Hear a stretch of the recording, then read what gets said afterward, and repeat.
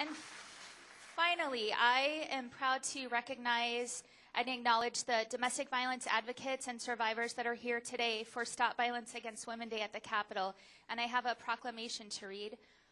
Whereas domestic violence is an epidemic affecting Americans and Arizonans in all communities, regardless of age, color, class, gender, economic status, race, nationality, religion, or educational background, and whereas 1 in 4 women will experience domestic violence in her lifetime, and whereas domestic violence is a pattern of behavior used by one partner to gain power and control over the other, and can be physical, sexual, emotional, economic, or psychological actions or threats of actions that influence another person. This includes any behaviors that intimidate, manipulate, humiliate, isolate, frighten, terrorize, coerce, threaten, blame, hurt, injure, or wound someone. And whereas there were 116 domestic violence-related deaths in Arizona in 2012, signaling that this is a lethal crime that needs our utmost attention.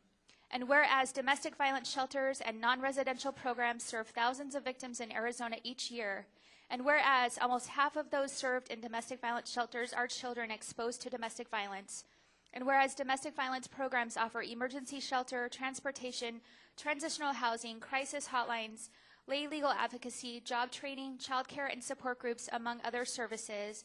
and whereas the crime of domestic violence violates a victim's liberty, well-being, and right to safety, and whereas in the past year over 80% of programs reported an increase in demand for their services, signaling a continued need for the state of Arizona to support the victims, and whereas domestic violence advocates help empower victims to regain control over their lives and live free from abuse. Therefore, be it resolved by the Senate of the State of Arizona that the members of the Senate strongly support domestic violence shelters and non-residential programs in their work to keep victims and their children safe, and that the members of the Senate commend the advocates who work tirelessly at these programs throughout Arizona.